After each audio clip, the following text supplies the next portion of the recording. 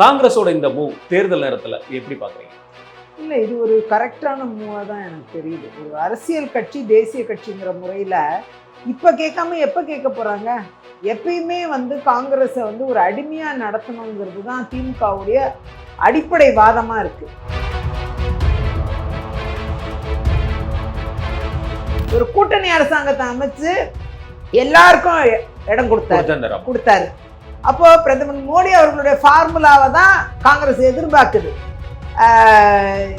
இந்த மாதிரி இண்டி கூட்டணியை வலுப்படுத்தணும்னு நினைக்குது காங்கிரஸ். ஆனா திமுக என்ன நினைக்குது? தான் மட்டும்தான் இருக்கணும்னு நினைக்குது. ஆகையால் அந்த இண்டி கூட்டணிங்கிற வார்த்தையை கூட பயன்படுத்த மாட்டாரு முதலமைச்சர் திரு மு.க. ஸ்டாலின் அவர்கள்.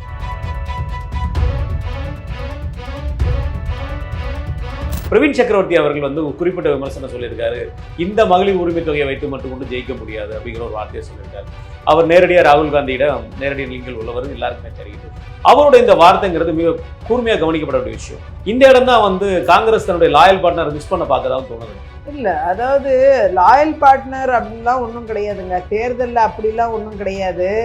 ஒருத்தரே வளர்ந்துக்கிட்டு இருக்கிறது, இன்னொருத்தரே நசிக்கிட்டே இருக்கிறது அப்படிங்கிறது என்ன லாயல்ட்டி? ஃபஸ்ட்டு அது லாயல்ட்டி கிடையாது. வணக்கம். இன்றைய நம்முடைய சிறப்பு விருந்தினர் முன்னாள் சட்டமன்ற உறுப்பினர், பிஜேபியோட மூத்த நிர்வாகி, வழக்கறிஞர் விஜய் தரணி அவர்கள். மேடம் வணக்கம். மேடம் வணக்கம். எப்படி இருக்கீங்க? நல்லா இருக்கேன். ஓகே, நீங்கள் நல்லா இருக்கீங்க? நல்லா இருக்கேன் மேடம். உங்கள் நேரத்தை எங்களுக்கு கொடுத்ததுக்கு மிக்க நன்றி. மேடம், ஒன்றும் இல்லை, இந்த காங்கிரஸ் திமுக கூட்டணியில் இப்போ பல்வேறு வார்த்தை போர், முட்டல், முரசல் இந்த மாதிரி நிறைய பார்த்துட்டு இருக்கோம். குறிப்பாக சொல்ல போனால் இன்றைக்கு மதுரையில் நேற்று ஒரு கூட்டம் நடந்திருக்கு. அது மூலமாக ஒரு மின்னஞ்சல் அனுப்பியிருக்காங்க தலைமைக்கு. அதில் குறிப்பிட்டவங்க கேட்டிருக்கிற விஷயம் ஒரு 4 விஷயம். அதிகமான சீட்ஸு, ஆட்சியிலையும் பங்கு, அதிகாரத்திலையும் பங்கு, உள்ளாட்சி பகுதிகளில் பங்கு வேணும், கூட்டுறவு சங்கங்களில் எங்களுக்கு பங்கு வேணுங்கிற மாதிரி கேட்டிருக்காங்க. காங்கிரஸோட இந்த மூவ் தேர்தல் நேரத்தில் எப்படி பார்க்குறீங்க? இல்லை, இது ஒரு கரெக்டான மூவாக தான் எனக்கு தெரியுது. ஒரு அரசியல் கட்சி தேசிய கட்சிங்கிற முறையில் இப்போ கேட்காம எப்போ கேட்க போகிறாங்க? கரெக்டான நேரத்தில் தான் கேட்குறாங்க. அதில் ஒன்றும் தவறே கிடையாது. ஏன்னா இப்போ கேட்கலனாலும் எப்பயுமே காங்கிரஸை ஒரு அடிமையாக நடத்தணுங்கிறது தான் திமுகவுடைய அடிப்படை வாதமாக இருக்குது. ஒரு பக்கம் அடிமையாக நடத்துறது, இது மாதிரி எந்த உள்ளாட்சி கூட்டுறவு எலெக்ஷன்ஸு, எம்எல்ஏ தேர்தல், எம்பி தேர்தல் எதுலேயுமே காங்கிரஸுக்கு உண்டான உரிய பங்கை இவங்க கொடுக்கறது கிடையாது. அதனால் காங்கிரஸ் ஒரு தேர்தல் வரும்பொழுது அந்த அழுத்தத்தை கொடுத்து அதை சரி பண்ணணும்னு அவங்க நினைக்கிறதுல எனக்கு தவறுன்னு தோணலை. அதே நேரம் இவர்கள் அடிமையாக நடத்தப்படுகிறார்கள். அந்த களங்கம் என்பது அவங்களுக்கு ரொம்பவே ஆணிவேர் வரை போயிருக்கு. அந்த வருத்தம் என்பது அவங்க ரொம்ப கீழ் லெவல் வரைக்கும் காங்கிரஸ் மக்கள் மத்தியில் போயிருக்கு. ஒரு எதுவுமே கொடுக்க மாட்டாங்க காங்கிரஸ்காரங்களுக்கு. ஒரு நோட்டரி வரைக்கும் கொடுக்க மாட்டாங்க. சாதாரண ஒரு நோட்டரி கூட கிடையாது. ஒரு கார்பரேஷன் தலைவர்கள் கூட்டணி கட்சிகளுக்கு கொடுப்பாங்க, செனட்டர்ஸ் கொடுப்பாங்க, சிண்டிகேட் மெம்பர்ஸ் கொடுப்பாங்க. ஆனால் எதுவுமே காங்கிரஸ் கட்சியினவர்களுக்கு எதுவுமே கொடுக்காது திமுக. ஆட்சியில் அவ்வளோதான். காங்கிரஸை பொறுத்த வரைக்கும் use and throw tissue paper தான். அது மாதிரி தான் காங்கிரஸை நடத்துகிறாங்க. அதனால கலைஞர் இந்த காலத்திலையும் அப்படிதானே? இல்லை, அவர் கலைஞர் இந்த காலத்தில் இந்த அளவுக்கு கிடையாது. இந்த அளவுக்கு இல்லை. கலைஞருடைய ஒரு உடல்நிலை பாதிக்கப்பட்ட பிறகுதான் இந்த சூழ்நிலை மாறிடுச்சு. அவர் கலைஞருடைய அந்த அரசியல் தலையீடு எப்போ அவருக்கு உடல்நிலை குன்றிய பிறகு எப்போ குறைஞ்சதோ அப்பத்திலேருந்தே காங்கிரஸை தள்ளி வைக்கிறதுங்கிறது இந்த திமுகவுடைய நடைமுறையாக வந்துருச்சு. வேணும்னா யூஸ் பண்ணிக்கிறது, வேண்டான்னா தூக்கி போட்டுறது, அந்த மாதிரி கருவேப்பிலை மாதிரி பயன்படுத்துகிற இடத்துல காங்கிரஸை திமுக தொடர்ந்து இப்போ கடந்த 10 ஆண்டு காலமாக அப்படி யூஸ் அண்ட் த்ரோ பாலிசியில் தான் இருக்காங்க. ஆகையால் எனக்கு தெரிஞ்சு காங்கிரஸ்காரர்கள் கொதித்தெழுவதில் அர்த்தம் இருக்குது. அதனால தான் இன்னைக்கு முரண்பாடாக நிற்கிறாங்க. விஜய்ங்கிற ஒரு சக்தி வந்ததால் சாய்ஸுங்கிறது ஒன்று வந்திருக்கு. அவங்களுக்கும் ஒரு எதிர்காலம் காங்கிரஸை வளர்த்திட முடியாதாங்கிற ஒரு எதிர்பார்ப்பு இதெல்லாம் இருக்கிறத பார்க்க முடியுது. அது நான் தவறுன்னுலாம் சொல்ல மாட்டேன். எல்லா கட்சியும் தன்னை வளர்த்திக்கணும்னு நினைக்கும். அடுத்ததுதான் கூட்டணி. தன்னை முதல் நிலைநிறுத்திக்கணும் இல்லையா? ஸோ காமராஜர் அவர்கள் காலத்தில் காமராஜரையே ஒழிச்சு கட்டின திமுகவோட கூட்டணி வைக்க வேண்டிய கட்டாயத்தில் காங்கிரஸ் தள்ளப்பட்டுச்சு. ஆனால் தொடர்ந்து அடிமைகளாக இருக்கணும்னு நினைச்சா காங்கிரஸ்காரர்கள் அதை விரும்ப மாட்டேங்கிறாங்க. ஈவன் எலெக்ஷன் நேரத்தில் பார்த்தீங்கன்னா ஒரு காங்கிரஸுடைய மாவட்ட தலைவர்களை இவங்க அந்தந்த ஏரியாவில் நடத்துகிற விதத்தை பார்த்தாலே ரொம்ப தரம் தாழ்ந்து நடத்துவாங்க. அதெல்லாம் அவங்கள ரொம்ப ஊண்டு பண்ணியிருக்கு. ஸோ நமக்கு அதில் இருந்துதான் எனக்கு நல்லா தெரியும் இதெல்லாம் அவங்கள காங்கிரஸ் மக்களை பாதிச்சிருக்கு. அதனால் அவங்க ஒரு மாற்று ஏற்பாடை யோசிக்கிறதுல அர்த்தம் இருக்குன்னு நான் நினைக்கிறேன். கரெக்ட் மேடம், நீங்கள் சொல்கிறது ஒரு வகையில் சரின்னு பார்த்தாலும் இந்த கடந்த 5 வருடங்களாக காங்கிரஸ் திமுக கூட்டணியில் இருந்திருக்காங்க. திமுக இந்த ஆளுங்கட்சியாக இருக்கும்போது பல்வேறு குற்றச்சாட்டுகள் திமுக அரசாங்கத்து மீதும் திமுக கட்சியினர் மீது நடந்திருக்குது. அதில் குறிப்பாக சொல்ல போனால் சமீபத்தில் நடந்த டிஎன்பிஎஸ்சி ரத்து வரைக்கும் இதை பற்றி எதுவுமே வாய திறக்காம வெறும் சீட் ஷேரிங்கை பற்றி பேசிட்டு இருக்கிறது வெறும் அரசியல் நோக்கமாக பார்க்கப்படுது.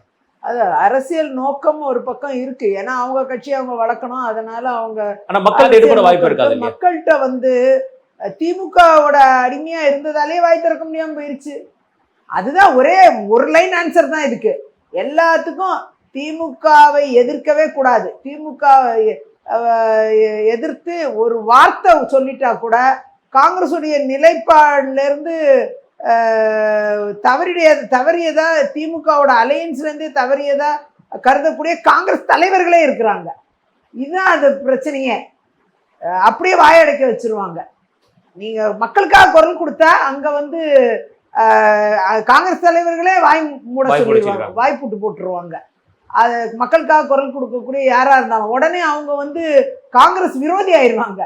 மக்களுக்காக தான் நம்ம குரல் கொடுக்குறோம் அப்படிங்கிறத அந்த காங்கிரஸ் தொண்டனுக்கு அந்த உணர்வை அறுத்து விடுவார்கள். ஆனால் கூட்டணிக்கு எதிராக பேசிட்டாங்கிற மாதிரி கலங்கம் கற்பிச்சிருவாங்க. அதனால யாருமே வாய் திறக்கவே பயந்து மக்கள் பிரச்சனையை பேசாமே விட்டுட்டாங்க காங்கிரஸ்காரர்கள். மக்கள்கிட்ட இருந்து விலகி போக வேண்டிய கட்டாயத்திற்கு தள்ளப்பட்டாங்க. இப்போ இந்த திமுகவோட அடிமையா இருந்திருந்து என்ன ஆயிடும், கடைசியில மக்கள் தொடர்பு இல்லாம ஆயிடுவாங்க. அப்படியே தேர்தல் அரசியல் களத்திலேயே காணா போயிடுவாங்க. அப்படிதான் கொஞ்சம் கொஞ்சமா ஒரு கட்சிகள் அழிக்கப்படுது. காங்கிரஸும் அதே மாதிரி தான் திமுக கூட்டணியில் இருக்க கட்சிகள் ஒன்னொன்னும் அழிஞ்சிட்டு தான் வருது. அதோடைய பிற கட்சிகளுடைய பலத்தை திமுக தான் அடைஞ்சுக்கிட்டு இருக்கு. அது மாதிரி காங்கிரஸோடைய பலத்தை திமுக தான் அடைஞ்சுக்கிட்டு இருக்கு. ஆகையால் காங்கிரஸ் அதை உணர்ந்து, காங்கிரஸ் தொண்டன்ல இருந்து நிர்வாகில இருந்து எல்லாம் அதை உணர்ந்து எங்கே காங்கிரஸ் அழிந்து விடுமோன்ட்டு அந்த பயத்துல தான் இப்ப சில முடிவுகளை எடுக்கிறாங்க. ஒரு மாற்று சக்தி வந்ததாலையும் ஒரு தைரியமான ஒரு முடிவுக்குள்ள போற மாதிரி எனக்கு தெரியுது. ஆனா இதுல நம்ம இங்க நாடாளுமன்ற உறுப்பினர்கள் மொத்தம் 10 பேர் இருக்கிறாங்க. எம்எல்ஏ ஒரு 16 பேர் 17 இருக்காங்க. ஆனா இந்த நேரத்துல ஒரே ஒரு எம்பி மட்டும்தான் இதுக்கு எதிர்த்து குரல் கொடுக்குறாங்க. காங்கிரஸோட இதுல இருக்கக்கூடிய விருதுநகர் எம்பி திரு மாணிக் தாக்கூர் அவர்கள் மட்டும்தான். மற்றபடி யாருமே திமுக கூட்டணிக்கு எதிரான ஒரு வார்த்தைகளை பேசல. பேச்சாளர்கள் சிலர் பேசுறாங்க, மற்ற யாருமே பேசல. வெறும் மாணிக் தாக்கூர் அவர்கள் குரல் கொடுக்கறதுனால மட்டும் இது சாத்தியப்படுமா? அவர் நாடாளுமன்றத்தோடைய முதன்மை கொறடாவா இருக்கார். ராகுல் காந்தியோட நெருக்கமான உள்ள ஃபர்ஸ்ட் ரிங் லீடர்ஸ்ல அவர் ஒருத்தர் இருக்காரு. பிரவீன் சக்கரவர்த்தி அவர்களும் அந்த ஃபர்ஸ்ட் ரிங் லீடர்ஸ்ல ஒருத்தர், ராகுல் காந்தி கூடயே டிராவல் பண்றவர். இப்படிப்பட்ட திரு ராகுல் காந்தி கூட டிராவல் பண்றவங்க தான் இதை பேசுறாங்கிறத நம்ம மறந்துடக்கூடாது. அவங்க தான் இதை முன்வைக்கிறாங்க. அப்படி இருக்கும்பொழுது ராகுல் காந்தியோட மனநிலை அவ்வாறாக இருக்கிறதுன்னு நம்ம புரிந்து கொள்ள வேண்டும். ராகுல் காந்தி அவர்கள் தொண்டர்களுடைய மனநிலையை பிரதிபலிக்கிறாரா அப்படிங்கிறத நம்ம பார்க்க வேண்டிய ஒன்று. ஒருவேளை அப்படி கூட இருக்கலாம். அப்படி என்று பார்த்தால் இந்த திரு ராகுல் காந்தி கூட இருக்கிறவங்க தானே இதெல்லாம் சொல்றாங்க. அப்படி இருக்கும்போது அவங்களோட விஷயங்கள் நாம எப்படி காங்கிரஸ் உள்ள தொண்டர்களுக்கு சம்மந்தம் இல்லாத விஷயமாவும் பார்க்க முடியாது. எல்லாத்தையும் சம்மந்தப்படுத்தி பார்க்க வேண்டிய கட்டாயம் இருக்கிறது. அதனால ஒரு மாற்று ஏற்பாடு விஜய் வர்றதுனால தான் இப்போ ஒரு ஆப்ஷன் அவங்களுக்கு கிடைச்சிருக்கு. காங்கிரஸை வளர்த்து கொள்வதற்கு ஒரு வாய்ப்பும் வந்திருக்கு. அண்மையில் நடந்த ஒரு மாதத்திற்கு முன்பு நடந்த ஒரு கூட்டணி சம்பந்தப்பட்ட விஷயங்களை பற்றி பேசுறதுக்கு தலைவருக்கு மல்லிகார்ஜுன கார்கே தலைமையிலும் ராகுல் காந்தி அவர்கள் தலைமையிலுமே இங்கிருந்து மாநில நிர்வாகிகள் போயிருந்தாங்க. அப்போ கூட்டணி சம்பந்தப்பட்ட வார்த்தைகள் எதுவுமே வெளியே பேசக்கூடாது, அது கிறிஸ்தோடங்கிற அவர்கள் தான் பேசுவாங்க, மற்றவங்க யாரும் பேசக்கூடாதுங்கிற வார்த்தையை சொல்லியிருந்தது. ஆனால் ஒவ்வொரு முறையுமே அந்த பேச்சு சொல்லி முடிச்சு அடுத்த செகண்டே மாணிக் தாக்கூர் அவர்கள் பல்வேறு கருத்துக்களை சொல்லிட்டு இருக்கிறாங்க. ஏன் மேலிடத்தை மல்லிகார்ஜுன கார்கே வேற லைன்ல இருக்கிறாரு, செல்வ பிறந்தகை மல்லிகார்ஜுன கார்கே எல்லாம் ஒரே மாதிரி பேசுறாங்க. மாணிக் தாக்கூர் ராகுல் காந்தியோட மனசாட்சியா பேசுறாரு, பிரவீன் சக்கரவர்த்தியும் மனசாட்சியா பேசுறாரு. ஏன் அங்கேயும் ஒரு மாற்றம் தேவைப்படுதா? அதான் மல்லிகார்ஜுன கார்கே ராகுல் காந்தியில இருந்து டிஃபர் ஆகுறாரு ஒப்பீனியன். அப்படிங்கிறது தான் பார்க்க முடியுது. அப்படிதான் பார்க்க முடியுது. அப்படி டிஃபர் ஆகிறதுனால மல்லிகார்ஜுன கார்கேயும் செல்வ பெருந்தகையும் மாற்ற வேண்டிய கட்டாயம் வருது தலைமைக்கு. அப்படி ஒரு சூழ்நிலை வரும். இது மாதிரி இன்னும் ஒரு 10 ஸ்டேட்ல மல்லிகார்ஜுன கார்கே எதிர்த்து போனாருன்னா நிச்சயமா மாற்றப்படுவார். அதே மாதிரி திரு செல்வ பெருந்தகை அவர்களும் வந்து தமிழ்நாட்டில் தொடர்ந்து மாற்று கருத்து வைக்கும் பட்சத்தில் நிச்சயமா மாற்றப்படுவதற்கான சாத்தியக்கூறுகள் தான் இருக்கும். ஏன்னா ராகுல் காந்திகிட்டேருந்து டிஃபர் ஆகிறது ஐ டோன்ட் திங்க் அது காங்கிரஸ் பார்ட்டியில் அது சரியான விஷயம் கிடையாது. அதனால ராகுல் காந்தி அவர்கள் என்ன நினைக்கிறோம் அந்த ஆங்கிளில் தான் மாணிக் தாக்கூர் அவர்களும் பிரவீன் சக்கரவர்த்திகளும் பேசுகிறாங்கங்கிறது தான் எல்லாருக்கும் புரிதல். அப்படி இருக்கும் பொழுது அந்த கூட்டணியில் இப்போ என்னதான் நீங்கள் திமுக கூட்டணி இனிமே பயணித்தாலும் பிரயோஜனம் இல்லை. ஏன்னா முழுசா உடஞ்சி போச்சு, ஜெல் ஆகாது. இனிமே கீழ்மட்ட தொண்டன் வரைக்கும் பிரிஞ்சுட்டான். திமுக கூட்டணி வேண்டான்னு சொல்லி போராட நிலைமைக்கு வந்துட்டாங்க எல்லாரும்.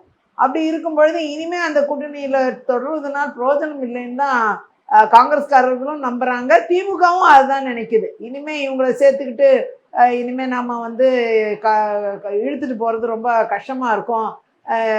இது ரொம்ப திரு ராஜகண்ணப்பனா இருக்கட்டும், திரு தளபதியா இருக்கட்டும், இவங்க எல்லாருமே காங்கிரஸை பற்றி கூறிய மிக மோசமான கருத்துக்கள் வந்து காங்கிரஸ்காரர்கள் மத்தியில் ஒரு மிகப்பெரிய அதிர்ச்சியை ஏற்படுத்தியிருக்கு.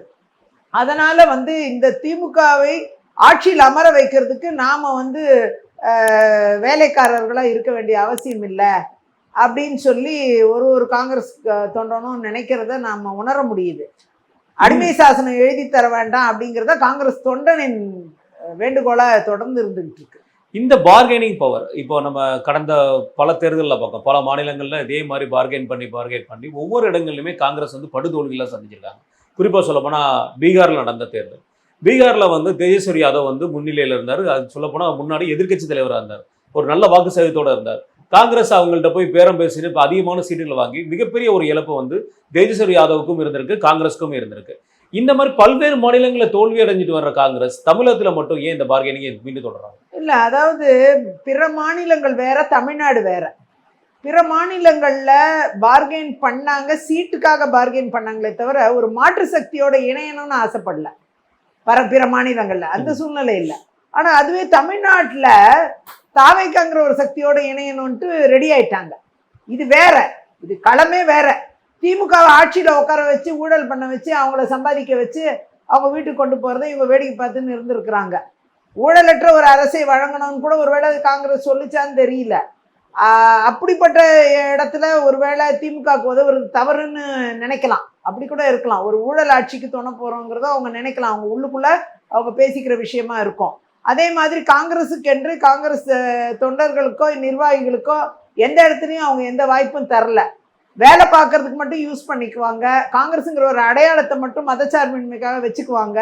ஆனால் அதே நேரம் காங்கிரஸை பயன்படுத்தி விட்டு தூர எறிவதுங்கிற மனநிலை, அடிமைகள் போல் நடத்துவது, இது எல்லாமே காங்கிரஸில் வந்து ஒரு மிகப்பெரிய ஒரு கலவரத்தை காங்கிரஸ்குள்ளேயே அவங்களுக்குள்ள ஏற்படுத்தியிருக்கு. அப்படிப்பட்ட ஒரு சூழ்நிலையில் பல ஆண்டு காலம் இந்த மாதிரி கஷ்டப்பட்டு ஒரு காங்கிரஸ் தொண்டனும் பணியாற்றி இருக்காங்க. இத்தனை எலெக்ஷன்ல திமுகவோட வெற்றிக்கு வேலை செஞ்சிருக்கிறாங்க. ஆனால் திமுக எந்த பங்களிப்பும் காங்கிரஸ்க்கு கொடுத்தது கிடையாதுங்கிறது ஒரு பக்கம் இருக்கு. இனிமே தந்தாலும் அது பிரயோஜனம் இல்லை, இனிமே தரப்போறதும் கிடையாது. அப்படி இருக்கும் பொழுது இவர்களுக்கு வேலை பார்த்து இவங்களை ஆட்சியில் உட்கார வச்சு இவங்களை சம்பாதிக்க வைக்கிறதுக்கு நாம என்னத்துக்குன்னு கூட காங்கிரஸ் யோசிக்கலாம். அதே மாதிரி திமுக நினைக்கலாம், வாக்கு வங்கி ஒன்றுமே இல்லாத காங்கிரஸ், இதை நான் கூட கூட்டிகிட்டு இருக்கிறதுனால யூபி மாதிரி ஆகிடும், இது மத்திய பிரதேஷ் மாதிரி ஆகிடும், அது மாதிரி ஆகிடும், மகாராஷ்டிரா மாதிரி ஆகிடும் அப்படின்னு சொல்லிட்டு அது மாதிரி கணக்குகள் திமுக போட்டுக்கொண்டு இருக்கிறது. அப்படிலாம் இருக்கும் பொழுது இதில் காங்கிரஸுடைய பலத்தை பார்த்து அவர்கள் இது வரைக்கும் எந்த வகையிலையும் வந்து ஆலோசிச்சது இல்லை. திமுக எப்பயுமே காங்கிரஸை வந்து பலம் குறைந்தவர்களாக தான் பார்ப்பாங்க. அதே நேரம் காங்கிரஸை பொறுத்தவரை அந்த கட்சி வந்து நலிவடைந்து கொண்டு போகிறதுங்கிறது கட்சிக்குள்ளே இருக்கக்கூடிய அபிப்பிராயம். கட்சியை வளர்த்தி எடுக்கணுங்கிற அந்த மனநிலை கட்சிக்காரர்கள் மத்தியில் தொடர்ந்து இருந்துகிட்டு இருக்கு. ஆகையால பிற மாநிலங்களோடு ஒப்பிட முடியாது. தமிழ்நாடை பொறுத்த வரைக்கும் வேற கம்ப்ளீட்டா. நீங்க 34 பேர் சப்போர்ட் பண்றாங்க ஒரு கவர்மெண்ட்டை, திமுக கவர்மெண்ட்டை. அப்படி பண்ணும்பொழுது கூட ஒரு அமைச்சரவையில் ஒரு சீட்டு கூட ஒரு அமைச்சர்னு கொடுக்கல. ஸோ அது எப்படி பார்க்கணும்? ஸோ அதுதான் அங்க எப்படி வந்து காங்கிரஸை வந்து ஒரு நான்காம் பட்ச கட்சியாக, இரண்டாம் பட்சம் கூட சொல்ல முடியாது, நான்காம் பட்ச கட்சியாக எப்படி நடத்துறாங்க, எவ்வளோ மோசமா நடத்துறாங்க திமுக அப்படிங்கிற இடத்துல பார்க்கும் பொழுது பிற மாநிலங்களோடு இது ஒப்பிடவே முடியாது. பிற மாநிலங்கள்ல கூட்டணி ஆட்சிக்கு ரெடியா இருப்பாங்க. நீங்க இதுல யூபியில இருக்கட்டும், மகாராஷ்டிரால இருக்கட்டும், எங்கனாலும் காங்கிரஸ் என்ன டிமாண்ட் பண்ணுச்சுனாலும் வெற்றி பெற்றதை பொறுத்து நம்பர்ஸ் கம்மியா இருந்தா கூட கூட்டணி ஆட்சியில எப்படி பிரதமர் மோடி அவர்கள் மத்தியில வந்து சிங்கிள் லார்ஜஸ்ட் பார்ட்டி ஆட்சி அமைக்கிற அளவுக்கு பலம் பெற்ற பார்ட்டியா போன தடவை அதுக்கு முந்தைய தடவை இருந்தும் கூட ஒரு கூட்டணி அரசாங்கத்தை அமைச்சு எல்லாருக்கும் இடம் கொடுத்தாரு. அப்போ பிரதமர் மோடி அவர்களுடைய ஃபார்முலாவை தான் காங்கிரஸ் எதிர்பார்க்குது. இந்த மாதிரி இந்தி கூட்டணியை வலுப்படுத்தணும்னு நினைக்குது காங்கிரஸ்.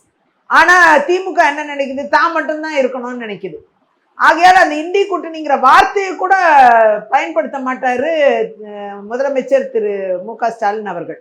அதனால அதுல ரொம்ப கேர்ஃபுல்லா இருப்பாங்க. காங்கிரஸுங்கிற வார்த்தையை எங்கேயுமே பயன்படுத்த மாட்டாங்க. இப்ப பாருங்க, புதுச்சேரியில திரு ஜெகத்ரட்சகன் திமுகல கூட்டணி கட்சிகளை அழைச்சி பேசுற காங்கிரஸை கூப்பிடவே இல்லை. அப்போ நான்காம் பட்சமாக காங்கிரஸை நடத்தும் விதம் என்பது காங்கிரஸ் தலைமை பார்த்து கொண்டுதான் இருக்குது. ஆகையால நிச்சயமா வந்து இதுல வந்து திமுகவுடைய அளவை கட் பண்ணுங்கிறதுல காங்கிரஸும் தெளிவா இருக்கு.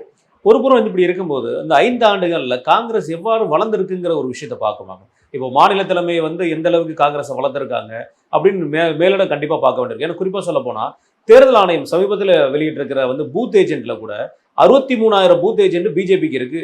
அதுக்கப்புறம் பார்த்தீங்கன்னா 33,000 பூத் ஏஜென்ட்டோட காங்கிரஸ் வந்து 4ஆம் இடத்துக்கும் 5ஆம் இடத்துக்கும் தள்ளப்பட்டிருக்கு. அப்படி இருக்கிற ஒரு சூழ்நிலையில ஒரு பூத் ஏஜென்ட் கூட கம்மியா இருக்கக்கூடிய சூழ்நிலை திரு தளபதி அவர்கள் சொன்ன வார்த்தை கூட இது. அப்படி இருக்கும்போது இவ்வளவு தொகுதிகள்ங்கிறது ஒரு பேரம் பேசுறது சரிதானாங்கிற தலைமை யோசிக்காதா? தொகுதிகளுங்கிற பேரம் தாண்டி ஆட்சியில் பங்குன்னு கேட்குறாங்க. அவங்க அதே ஃபார்முலா தான் யோசிக்கிறாங்க. மத்தியில் பிரதமர் மோடி எல்லாருக்கும் பங்களிப்பு கொடுக்குறாரு இல்லையா, அந்த மாதிரி எங்களையும் அங்கீகாரப்படுத்துங்க, நீங்க கூட்டணி ஆட்சியாக அமைங்க அப்படிங்கிறது தான் எதிர்பார்ப்பு காங்கிரஸுக்கு. தமிழ்நாட்டில் அப்படி ஒரு கூட்டணி ஆட்சி கலாச்சாரம் வரணுங்கிறது காங்கிரஸ் விரும்புகிறது. இல்லைன்னா காங்கிரஸ்க்கு எங்கேயுமே இடம் இல்லை. இத்தனை ஆண்டு காலம் 50 வருஷம் ஆட்சி இழந்த காங்கிரஸ் வந்து 50 ஆண்டு காலமா ஆட்சி பொறுப்புல எங்கேயுமே வர முடியல. இத்தனை கட்சிகளுக்கு உதவியா இருந்து அவங்க ஆட்சி அமைக்க உதவி செஞ்சிருந்தா கூட அவங்க ஆட்சியில பங்களிப்புங்கிறது எதுவுமே இல்லை. ஒரு செனட்டர், ஒரு சிண்டிகேட் மெம்பர் கூட கிடையாது. அப்படிப்பட்ட ஒரு சூழ்நிலை இருக்கு காங்கிரஸ்க்கு. அப்ப காங்கிரஸ்க்கு அந்த பிற மாநிலங்களில் இருக்க அதே ஸ்ட்ரக்சரை இங்க கொண்டு வரணும். அது திமுக கொண்டு வந்திருந்தா அவங்க சரின்னு சொல்லியிருப்பாங்க. அது இப்போ முடிஞ்சிட்டு இருக்கும், கூட்டணி பேச்செல்லாம் முடிஞ்சிருக்கும். ஆனா திமுக அதுக்கு ஒரு நாளும் ஒத்துக்க மாட்டாங்க. அதனால என்னன்னா ஒரு மாற்று சக்தியும் வந்ததால விஜயும் வந்து ஆஃபர் பண்றாரு, இந்த மாதிரி நான் கூட்டணி ஆட்சிக்கு நான் தயாரா இருக்கேன், அதிக சீட்டுகள் வழங்க தயாரா இருக்கேன் அப்படிங்கிறாரு. அப்படி இருக்கும்பொழுது அவங்களுக்கு இதுக்குள்ள ஜெல் ஆகிறதுக்கான வாய்ப்புகள் தான் அதிகமா இருக்கு. ஏன்னா காங்கிரஸோட எதிர்பார்ப்பு அவ்வாறா இருக்கு. எல்லா மாநிலத்திலையும் அந்த எதிர்பார்ப்பு இருக்கு. அப்படி இருக்கும்போது மத்தியிலும் அந்த எதிர்பார்ப்பு, மத்தியிலும் வந்து அப்படிதான் காங்கிரஸ் ஆட்சியிலையும் கூட்டணி ஆட்சி தான் இருந்தது, யூபிஏ தான் இருந்தது. அப்படிலாம் இருக்கும்போது தமிழ்நாட்டில் மட்டும் ஏன் ஒரு வித்தியாசமான கலாச்சாரம், ஏன் ஒரு வித்தியாசமான மனநிலை இருக்க வேண்டும்? அதுவும் ஒரு கூட்டணி ஆட்சியா வந்து நம்மளை அங்கீகாரப்படுத்தட்டுமேன்னு அவங்க நினைக்கிறாங்க. அதற்கு ஒரு வழி பிறந்திருக்கு. இப்போ இது நாள் வரைக்கும் வழி இல்லாம இருந்தது. அதனால இவங்க அப்படியே திமுகவோட டிராவல் பண்ண வேண்டிய கட்டாயத்துல இருந்தாங்க. இன்னைக்கு அதற்கு ஒரு வழி பிறந்திருக்கிறதுனால அவங்க மாற்று சிந்தனைக்குள்ள போயிருக்காங்க.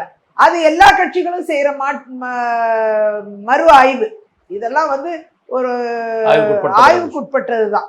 எல்லா கட்சிகளும் செய்யறதா, அதை வந்து காங்கிரஸும் செய்யறதா தான் நான் பார்க்கிறேன். ஆகையால இந்த திமுகவுடைய இந்த பிடிவாத அரசியல் மனப்போக்கு தான் வந்து காங்கிரஸை இன்னைக்கு அவங்கள்ட்ட இருந்து டிஸ்டன்ஸ் பண்ணிடுச்சு. நாடாளுமன்ற எதிர்க்கட்சி தலைவர் திரு ராகுல் காந்தி அவர்களுக்கும் நம்முடைய முதல்வர் அவர்களுக்குமே வந்து நல்ல ஒரு உறவு இருக்கு. எங்கே பார்த்தாலும் சகோதரங்கிற வார்த்தைகள் சொல்லி பேசக்கூடிய ஒரு உறவு நல்லபடியா இருக்கு. இந்த மாதிரி சூழ்நிலையில் இருக்கும்போது கனிமொழி அவர்களுமே வந்து ராகுல் காந்தி அவர்களை சந்திச்சு பேசியிருக்காங்க. அப்படி இருக்கும்போது இந்த கூட்டணி பிளவுபடுறதுக்கு இது வாய்ப்பு இருக்குமா? அப்படி கூட்டணி பிளவுபடாம கூட்டணி சேர்ந்தா அதிருப்தி அணி உருவாக வாய்ப்பு இருக்குமா? இதுல வந்து எனக்கு தெரிஞ்சு அதிருப்தி அணி அதாவது கூட்டணி பிளவுபட்டுச்சுன்னா அவங்க தாவேக்கா கூட போவதான் சான்சஸ் ஆர் வெரி ஹை. அப்படி இருக்கும்போது மொத்தமாவே திரு ராகுல் காந்தி அவர்கள் வழிநடத்தும்படி மொத்தமாவே அங்க போயிடுவாங்க. அந்த பிரச்சனை இருக்காது. அது ஒரு 3வது கூட்டணியா அமைஞ்சிரும். ஆனா ஒரு ஒரு வேளை திமுகவுடைய டிராவல் பண்ணணும்னு ஒரு சாரார் சொல்லுவாங்களே, ஆனா மறுசாரார் யார் வந்து திமுக விட்டு விலகணும்னு நினைக்கிறவங்க நிச்சயமா இன்னொரு ஒரு பிரிவா பிரிஞ்சிடும். அப்ப காங்கிரஸ் உடைவதற்கு நிறைய சான்சஸ் ரொம்ப இருக்கு. ஆகையால இதை தவிர்க்கணும்னா தலைமை வந்து சரியான முடிவுகளை எடுக்கணுங்கிறது தான் என்னுடைய பார்வை. அப்படி அந்த அவங்க கட்சிக்குள்ள இருக்கிற விஷயங்களை நாம விமர்சனம் சாதாரணமா பண்ண விரும்ப மாட்டேன் நான். ஆனா நாம சொல்றது எதுக்குன்னா, ஒரு தேசிய கட்சி அதோடைய பிரசன்ஸை வந்து தேடுது தமிழ்நாட்டில்.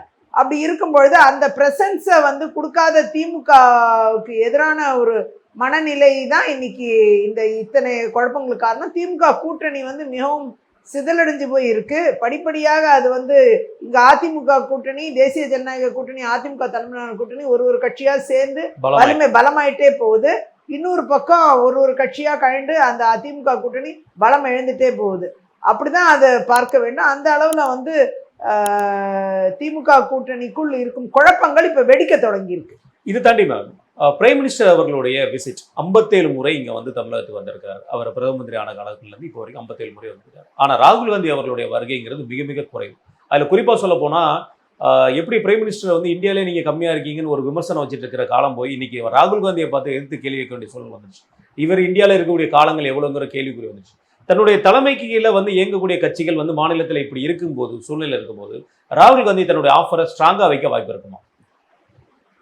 நிச்சயமா. அதாவது தமிழ்நாடு போன்ற மாநிலத்தில் அவர் ஸ்ட்ராங்கா அவரோட ஆஃபரை வச்சே ஆகணும். ஏன்னா காங்கிரஸோட பின்புலங்கிறது திமுகவுக்கு ரொம்ப அவசியமான ஒன்று. அது இல்லாம அவங்களால அந்த கூட்டணிக்கு அப்படி ஒரு பேர் கூட வச்சுக்க முடியாது. அப்படிப்பட்ட ஒரு சூழ்நிலை, மதச்சார்பற்றங்க ஒரு பேரை கூட வச்சுக்க முடியாது. அவங்க வந்து காங்கிரஸை வச்சுக்க வேண்டிய கட்டாயம் இருக்கு. அப்படி இருக்கும் பொழுது அவருடைய பேரம் அதிகமாக தான் இருக்கும். அந்த பேரம் சரியா வரல அப்படின்னா நிச்சயமா அவங்க பிட விட்டு போய் வேற கூட்டணி சேருவதற்கான வாய்ப்புகளும் அதிகம். அதற்கு ஒரு வாய்ப்பு இப்போதான் பிறந்திருக்கு தமிழ்நாட்டில். அப்படி ஒரு சான்ஸ் ஒன்று வந்திருக்கு. ஸோ அதை தான் அவங்க பயன்படுத்தணும்னு நினைக்கிறாங்க. அந்த அளவில் வந்து தமிழ்நாடுக்கு அதிக முறை பிரதமர் அவர்கள் வந்திருக்காங்க. தமிழ்நாடு மக்களை நேசிக்கக்கூடியவராக, தமிழ் மொழியை நேசிக்கக்கூடியவராக, காசி தமிழ் சங்கத்துக்கு முக்கியத்துவம் வழங்கி கொடுத்தவராக, அது மட்டும் இல்லாம பிற மாநிலத்தவர் தமிழ் பயில வேண்டும் என்ற அதற்கென்று ஒரு இருக்கையை பல பல்கலைக்கழகங்கள்ல உருவாக்கி இருக்காரு. இதெல்லாம் வந்து தமிழுக்கு எப்படி பிரதமர் மோடி அவர்கள் முக்கியத்துவம் கொடுக்குறாரு அப்படிங்கிற ஒரு நிலைப்பாட்டை தமிழர்களுக்கும் தமிழ்நாட்டு மக்களுக்கும் எப்படி ஒரு முக்கியத்துவத்தை கொடுக்குறாரு அப்படிங்கிற ஒரு பார்வையை உருவாக்கியிருக்கு. ஆகையால அந்த பார்வையை பார்க்கும் பொழுது நிச்சயமாக வந்து பாஜகவின் வளர்ச்சியும் இதனால கூடி இருக்குன்னு தான் சொல்லணும். பாஜக வந்து பன்மடங்கு வந்து பர்சன்டேஜ் வைஸ் இன்க்ரீஸ் ஆயிருக்கு. ஓட்டிங் அந்த தேர்தலில் ஓட்டிங் பாப்புலேஷன் வந்து பாஜகவுக்கு அதிகமாக வாக்களிச்சிருக்கிறதையும் சமீப காலங்களில் நம்ம பார்க்க முடிந்த ஒன்று தான். ஆகையால் இது எல்லாமே ஒரு மாற்றத்துக்கான வழி தான் இது. அதனால இருந்தவங்களே எவ்வளோ நாள் இருக்கிறது, புதிய நபர்கள் வரட்டும்ட்டு மக்கள் யோசிக்க ஆரம்பிச்சுட்டாங்க. அப்படிதான் தெரிகிறது. ஐஎன்டிஏ கூட்டணியில் பொறுத்த வரைக்கும் நம்ம பார்க்குறோம், இந்திய கூட்டணியில் ஒரு லாயல் பார்ட்னர் காங்கிரஸ்க்கு அப்படின்னா அது திமுக தான். இங்கே வந்து திமுக ஒரு 10 எம்பி தொகுதி அப்படியே முழுமையாக கொடுத்துருக்காங்க. 99 தொகுதியில் 10 எம்பி தொகுதி முழுமையாக கொடுத்துருக்காங்க. எம்எல்ஏக்கள் ஜெயிக்க கொடுத்துருக்காங்க. அப்படி ஒரு லாயல் பார்ட்னராக இருக்கக்கூடிய திமுகவை காங்கிரஸ் இந்த மாதிரி நடத்துவது சரி நினைக்கிறீங்களா? அதாவது காங்கிரஸ் அப்படி நடத்துதுன்னு சொல்ல முடியாது. காங்கிரஸை மோசமாக நடத்துறதால தானே போகிறோங்கிறாங்க. நீங்கள் அவங்கள நல்லா நடத்தியிருந்தா அவங்க போகிறேன்னு சொல்லவே மாட்டாங்க, சொல்லியிருக்க மாட்டாங்க. அவங்கள ஒழுங்காக அது நடத்துறது இல்லை, அவங்களுக்கு தேவையானதை கொடுக்கறது இல்லை, ஒரு அடிமைகள் போல நடத்துறது, ஒரு மரியாதை இல்லாமல் நடத்துறது, இதெல்லாம் நிறைய இருக்கு. இந்த கேள்வி நான் ஏன் கேட்டேன்னா, மகளிருக்கு தொகை 5000 ரூபா உரிமை தொகை கொடுத்துருக்கிறாரு. கோடை விடுமுறையோட சேர்த்து 3000 + 2000 2000 கொடுத்து 5000 கொடுத்துருக்காரு. அதை வந்து விமர்சனம் பண்ற இங்கே எதிர்க்கட்சி தலைவர் எடப்பாடி அவர்களாகட்டும், அண்ணாமலை அவர்களாகட்டும், நயனா நாகேந்திரன் அவர்களாகட்டும், இவங்களோட விமர்சனத்தை விட பிரவீன் சக்கரவர்த்தி அவர்கள் வந்து குறிப்பிட்ட விமர்சனம் சொல்லியிருக்காரு. இந்த மகளிர் உரிமை தொகையை வைத்து மட்டும் கொண்டு ஜெயிக்க முடியாது அப்படிங்கிற ஒரு வார்த்தையை சொல்லியிருக்காரு. அவர் நேரடியாக ராகுல் காந்தியிடம் நேரடி நீங்கள் உள்ளவர் எல்லாருக்குமே தெரியும். அவருடைய இந்த வார்த்தைங்கிறது மிக கூர்மையாக கவனிக்கப்பட வேண்டிய விஷயம். இந்த இடம் தான் வந்து காங்கிரஸ் தன்னுடைய லாயல் பார்ட்னர் மிஸ் பண்ண பார்க்கதான் தோணுது. இல்லை, அதாவது லாயல் பார்ட்னர் அப்படிலாம் ஒன்றும் கிடையாதுங்க. தேர்தலில் அப்படிலாம் ஒன்றும் கிடையாது. ஒருத்தரே வளர்ந்துக்கிட்டு இருக்கிறது, இன்னொருத்தரே நசிக்கிட்டே இருக்கிறது அப்படிங்கிறது என்ன லாயல்ட்டி? ஃபஸ்ட்டு அது லாயல்ட்டி கிடையாது. அங்கே ஒரு லாயல்ட்டிக்கு அர்த்தமே கிடையாது. காங்கிரஸ் தொண்டன் இவ்வளோ வருத்தப்படுறான், காங்கிரஸ் நிர்வாகி இவ்வளோ வருத்தப்படுறாங்க, அடிமை போல நடத்தப்படுறோன்னு நினைக்கிறாங்க, அவங்களுக்குன்னு எதுவுமே செய்யறதில்ல. அப்படிங்கிறப்போ லாயல்ட்டி எப்படி வரும்? எப்படி லாயல் பார்ட்னராக இருக்க முடியும்? நீங்கள் ஒரு பார்ட்டிங்கிறது நிறைய பேர் கொண்டதான் ஒரு பார்ட்டி. ஒரே ஒரு தலைவர் மட்டும் ஒரு பார்ட்டி கிடையாது. அதனால் ஒரு தலைவர் நினைக்கிறது மட்டும் நடக்கிறத விட அந்த ஒட்டுமொத்த பார்ட்டி நினைக்கிறத தலைவர் நடைமுறைப்படுத்தினா அது கரெக்டாக இருக்கும். அதுதான் ஒரு கட்சிங்கிறது. ஸோ தேர்தல் அரசியலில் அதுதான் ஒரு மாற்றத்தை ஏற்படுத்தும், ஒரு வெற்றியும் தேடித்தரும். ஆகையால் எனக்கு தெரிஞ்சு ஃபஸ்ட்டு லாயல்ட்டியே கிடையாது. அங்கே திமுகவுக்கு லாயல்ட்டியே கிடையாது காங்கிரஸை பற்றி. காங்கிரஸில் இருக்கிற தொண்டர்களுக்கும் நிர்வாகிகளுக்கும் திமுக லாயலாக இல்லை, அதனால இவங்களும் லாயலாக இல்லை. அதுதான் அது. when there is an action there is a reaction, when there is a consideration there is a reconsideration. இது ரெண்டுமே இங்கே கிடையாது. அப்படி இல்லாத பட்சத்தில் காங்கிரஸ் வந்து இவங்களுக்காக திமுக சப்பரத்தை தூக்கி என்ன செய்ய போகிறாங்க? அது எந்த பிரயோஜனமும் கிடையாது. பிரவீன் சக்கரவர்த்தி அவர்கள் உண்மையை தான் சொல்லியிருக்கிறாரு. எதிர்கட்சிகள் சொல்கிறத பேசுகிறாருன்னு சொல்கிறத விட அவர் கொஞ்சம் உண்மையும் பேசியிருக்காருன்னு நான் பார்க்குறேன். 2000 ரூபாய் கொடுக்கறது, 5000 ரூபாய் கொடுக்கறது, நீங்கள் என்ன கொடுத்தாலும் மக்களுடைய பணத்தை தானே கொடுக்குறீங்க. திமுகவோட சொந்த பணத்தையா கொடுக்குறாங்க? திமுக பண்ண ஊழல் பணம்லாம் அவங்க வீட்டுக்கு போயிடுச்சு. மிச்சம் இருக்கிற வரி பணம், நாம செலுத்துகிற வரி பணத்தை தான் மக்கள்கிட்ட இதை கொடுக்குறாங்க. அப்படி இருக்கும்பொழுது நம்ம பணத்தை தான் நம்மகிட்ட கொடுக்குறாங்க. அதுக்கு ஓட்டு போடணும்னு ஒன்றும் கட்டாயம் கிடையாது. மக்கள் விருப்பத்தின் அடிப்படையில் ஓட்டு போடலாம். இந்த முறை 1000 ரூபாய் தான் உரிமை தொகை. திமுகவோட உரிமை தொகை 1000 ரூபாய் தான். இதுவே அண்ணன் எடப்பாடியார் அவர்கள் தலைமையிலான ஒரு ஆட்சி, அதிமுக தலைமை தேசிய ஜனநாயக கூட்டணி ஆட்சி அமையும் பொழுது அது மாதம் 2000 ரூபாவா இருக்கும். இதே கோடை விடுமுறையும் சேர்ந்து 5000 ரூபாய்க்கு பதிலாக 12000 ரூபா வரும். அந்த மாதிரி ஒரு ஆண்டுக்கு பார்த்தீங்கன்னா 2000 ரூபா வச்சுன்னு பார்த்தீங்கன்னா 24000, கோடை விடுமுறை 2000 சேர்த்து 26000 ரூபாய் வரும். 26000 ரூபாய் வரும். இவங்க வந்து 12000 ரூபா ப்ளஸ் 2 14000 ரூபா தான் வரும். 10000 ரூபாய் இன்னும் அதிகமாக தான் வரும். ஏடிஎம்கே பீரியட் வந்துச்சுன்னா, என்டிஏ கூட்டணி ஏடிஎம்கே தலைமையிலான ஆட்சி அமையுமே ஆனால் 26000 ரூபாய் ஒரு மகளிருக்கு ஒரு ஆண்டுக்கு கிடைக்கும். அது போக தொழில் முனையும் பெண்களுக்கு வந்து மாதம் 10000 ரூபாய் வச்சு அந்த ஸ்கீமும் வந்துடும். அதை வரவிட மாட்டேங்கிறாங்க திமுக தமிழ்நாட்டுக்குள்ள. பீகாரில் அமலில் இருக்குது, மகாராஷ்டிரா, பல்வேறு மாநிலங்களில் பிஜேபி ஆள்ற மாநிலங்கள்லாம் அமலில் இருக்குது. மாதம் 10000 ரூபாய் 2 லட்சம் ரூபாய் வரைக்கும் தொழில் முனையும் பெண்களுக்கு, சிறு தொழில் முனையும் பெண்களுக்கு இது கொடுக்கப்படுது. அந்த ஃபண்டும் வந்துடும். அப்படி நிறைய ஃபண்டு வந்து பெண்களுக்கு வந்து சேர்வதற்கான நிறைய வாய்ப்புகள் இருக்கு. அப்படிலாம் இருக்கும் பொழுது மக்கள் வந்து அவங்களுக்கு சாய்ஸ் இருக்கு.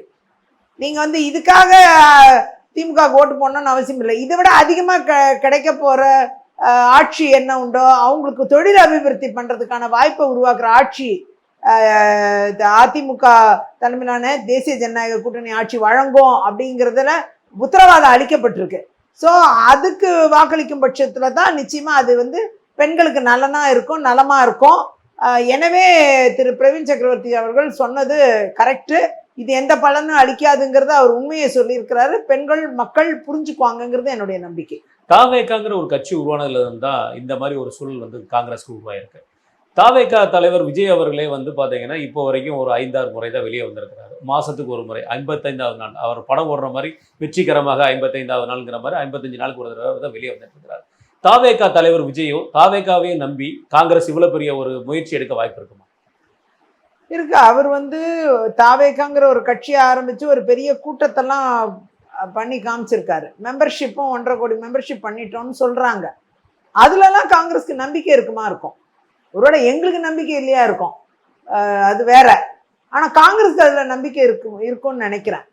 அந்த அளவுல அவங்க 2 பேரும் ஒன்னா சேர்ந்தா ஒரு சைசபிள் மார்ஜின் எடுக்கலாம் அப்படிங்கிறது அவங்களுக்கும் தெரியும், எல்லாருக்கும் தெரியும். அது மாற்று கருத்து இல்லை, அது இருக்கலாம். அது வந்து எப்படிப்பட்ட மார்ஜினை எடுப்பாங்க, யாரோட மார்ஜினை எடுப்பாங்க அப்படிங்கிறது பின்னர் தான் நம்ம சொல்ல முடியும். அந்த அளவில் வந்து தாவேகா காங்கிரஸ் வந்து ஒரு ஃபார்மிடபிள் அலையன்ஸா சேர்ந்துச்சுன்னா ஒரு மிகப்பெரிய சேலஞ்சிங் ஃபார்மிடபிள் அலையன்ஸா ஆகும். அது திமுகவுக்கு பயங்கர வயிற்றுல புளிய கரைக்குது, பயம் இருக்கு. அப்படிதான் நான் பார்க்கிறேன். நீங்க சட்டமன்ற உறுப்பினராக இருந்திருக்கீங்க, தாவேகாவோட அரசியலை பார்த்துருக்கீங்க. நீங்க வெளியே இருந்து இப்போ காங்கிரஸ்ல இருந்து வெளியே வந்துட்டீங்க, காங்கிரஸ்ல இருந்து இப்போ பிஜேபியில் இருக்கிறீங்க. உங்களுடைய பார்வையில தாவேகாவோட இந்த அரசியல் எப்படி இருக்குன்னு நீங்க நினைக்கிறீங்க? இல்ல, தாவேகா இன்னும் தன்னை ஸ்ட்ரென்தன் பண்ணிக்கல. நீங்க வந்து பூத்துல நீங்க எஸ்ஐஆர் ப்ராசஸ்ல பூத்துல நிர்வாகிகள் பாத்தீங்கன்னா பிஜேபியே 3வது பெரிய கட்சி 63,000 பூத்தை ஃபில்அப் பண்ணிட்டாங்க. அது அப்ரூவ் ஆகி தேர்தல் ஆணையமே வெளியிட்டுருச்சு. அதிமுக அதை மாதிரி 67,000 பூத்தை நிரப்பி அவங்களும் வெளியேற்றாங்க. மொத்தமே 68,000 பூத்து தான் கணக்கு. அதுல அதிமுக 2வது பெரிய கட்சி ஆயிடுச்சு, பிஜேபி 3வது பெரிய கட்சியா மாறிடுச்சு. அப்படி இருக்கும் பொழுது தாவேகா ஒரு பூத்து கூட போடல. ஸோ இந்த பூத் அரசியல்ல நம்பிக்கையே இல்லையா? அவசியமா ரொம்ப தேர்தல் அரசியலுக்கு ரொம்ப அவசியமானது பூத்து தான். அதையே செய்யாம விட்டுட்டாங்க. அது ஏன் செய்யல? ஒருவேளை அவங்களுக்கு டைம் பத்தலையா என்னன்னு தெரியல. அதனால இந்த வாக்கு வங்கி அரசியல் பத்தின புரிதல் அவங்களுக்கு எவ்வளவு தூரம் இருக்குங்கிறது எனக்கு மிகப்பெரிய கேள்வி இருக்கு. ஆனா இது எல்லாமே வந்து ரிசல்ட்டுக்கு அப்புறம் தான் நம்ம சொல்ல முடியும். மக்கள் எப்படி பார்க்குறாங்க இவங்கள அப்படிங்கிறது அதுக்கப்புறம் தான் நம்ம சொல்ல முடியும். ஆனா அதே நேரம் இவர்கள் செய்ய தவறியது என்று பார்க்கும்போது தேர்தல் அரசியலுக்கு அவசியமானதையே செய்ய தவறிட்டாங்க. அதுதான் இப்போ வந்து என்ன செய்ய போறாங்க இவங்க அப்படிங்கிற கேள்வி எழுப்புது. இறுதி என்னோட கேள்வி மேம், இந்த தாவேகா ஒருவேளை தாவேகா காங்கிரஸ் கூட்டணி அமைந்தால் அது யாருக்கு மிகப்பெரிய பலமா இருக்கும், யாருக்கு மிகப்பெரிய பலவீனமா இருக்கும் உங்கள் அரசியல் அனுபவத்தில்? குறிப்பா வந்து தாவேகா காங்கிரஸ் கூட்டணி அமைந்தால் வந்து திமுகவுக்கு மிகப்பெரிய பலவீனமா இருக்கும். அதுல பெரிய மாற்று கருத்து இல்லை. அதிமுக, பாஜக மற்ற அனைத்து கட்சிகள், தேசிய ஜனநாயக கூட்டணி அதற்குண்டான வாக்குகள் என்ன உண்டோ அது அவங்களுக்கு தான் வரும், வேற யாருக்கும் போகாது. அது கரெக்டா இருக்கும். ஆனா திமுக கூடாரத்துல தான் டென்ட் விழுமே தவிர வேற எங்கேயுமே டென்ட் விழ வாய்ப்பு இல்லை. கெயின் திமுக கூடாரத்துல விழுற டென்ட் வந்து காங்கிரஸுக்கும் விஜய்க்கும் இணையும் பொழுது ஒரு பிளஸ் ஆயிடும், பிளஸ் ஆக வாய்ப்பு இருக்கும். தொகுதியில் கிடைக்க வாய்ப்பு இருக்கும், ஜெயிக்கும் வாய்ப்பு இருக்கலாம். ஆனா ஒரு தீர்மானிக்கிற சக்தியா மாறுவாங்களான்னு நம்ம சொல்ல தெரியல. அது தேர்தல் முடிஞ்சாதான் சொல்ல முடியும். இது அட்லீஸ்ட் எக்ஸிட் போல்ல தான் அதெல்லாம் பேச முடியும் குறைஞ்சபட்சம். கண்டிப்பா. மிக நன்றி உங்க நேரத்துக்கு. நன்றி, வணக்கம்.